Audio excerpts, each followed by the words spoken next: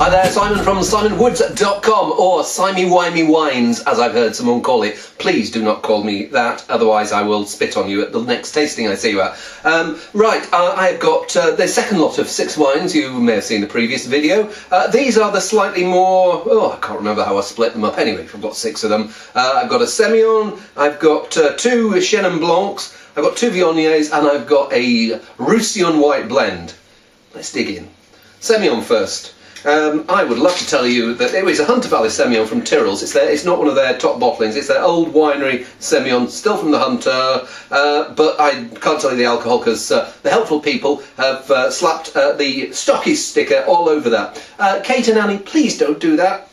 Anyway, back into the wine.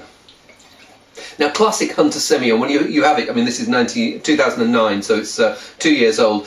When you have it at this age, it can be a bit clenched, shall we use the term, this feels like it's a bit fleshier and more open, and I've got a feeling that if I were able to peel that off, I'd find a higher alcohol level than in the classic Tyrrell's bottling. Those are probably sort of like 10.5–11%, and this feels like it might be. It feels like it's got that rounder, honeysuckle character coming through a bit more fruitily, and I wouldn't be surprised if it was 11.5–12%.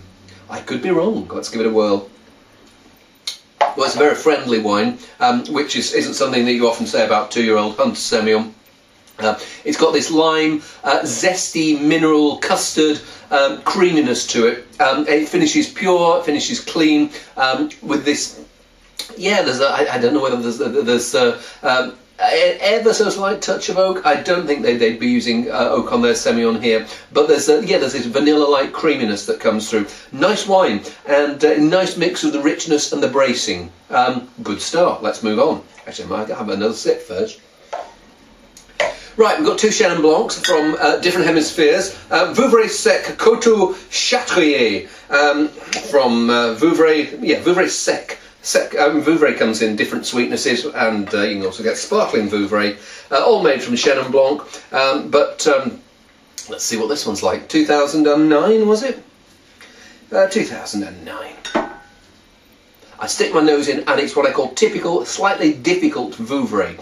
There's this nutty, bruised apple richness. There's an ever so slightly creamy clarty. You know the word clarty. Clarty is when you have if you have a bacon sandwich and it's got white bread on the top, and you put it in your mouth, and the white bread sticks to the roof of your mouth, and you sort of go. That's clarty. Feels like it's going to have a mixture of zesty, appley acidity with rich nuttiness. Might be a nice combination. We shall see. It's a style of wine that some people won't like, but I quite like that. That bruised apple nuttiness. As for what I miss about it, maybe the great Vouvrays have this spine of minerality. What I noticed there is more, well, the winemaking and the grape variety, as it tastes in the Loire. But I miss that. I miss that bold spine that the great Vouvrays have, and that keep them going for years and years. It's okay. It's it looks slightly flabby after the Semillon. Hey, let's see what Chenin in South Africa can do. Springfontein, unfiltered terroir selection Chenin, Walker Bay, so bottom end of South Africa. Not quite bottom end. There's if you go to what's it called? Augusta, is it right at the bottom? Oh, anyway. Quite a different beast here. This feels softer, riper. Also, I wouldn't be surprised if there was a touch of oak here, because I'm getting this resiny, smoky character. I've been proved wrong with wines like this before, and someone then says, actually, that character comes from keeping the skins in contact with the juice, but certainly there's a smoky edge that I'd attribute to wood here. And it feels like, quite a slightly toasty edge. Now, that's a wine that I'm going to watch, because at the moment I can taste elements of it. I can taste this wood, I can taste this ripe fruit, this honeysuckle. It's weird, it's sort of similar flavours that I was getting in the Semillon rather than the Vouvray. There's this cooked apple dense core, and then there's this grapefruity and lemon yeah, a bit rounded. It feels like there are bits here that need to knit together. I wouldn't be surprised if tomorrow this has just calmed down, the oak has melded in more. Could have fallen apart, but Shennons rarely fall apart because one of the attributes of the grape is acidity, even in warmer climates. Not that Walker Bay is hot. So reserving judgment on that one, I'll come back to it. Okay, now we are in Rhône and Roussillon. I've got two wines from Chapoutier. This is Chapoutier's Côte de Roussillon, Les Vignes de Biaout. Grape varieties here will be members of the Grenache family, and there's, what else is there in there? Grenache, Blanc, Gris and Macabeu. Otherwise known over the border in Viura, where in Spain as Viura, where it's the main grape of White Rioja. Now, Roussillon whites are odd because they've got these grape varieties that very few of them seem to have acidity. But the strange thing is, you blend them together and you end up with a wine that seems to age reasonably, not hugely well, just due to their sheer power and intensity. So this is 2010, yeah, and but it feels like a wine that really needs to open out, and it feels like a bit coiled at the moment. Another white I would very happily decant. Let's see what it tastes like. What it's got this nice zing and zest to it. Not sure where they're coming from.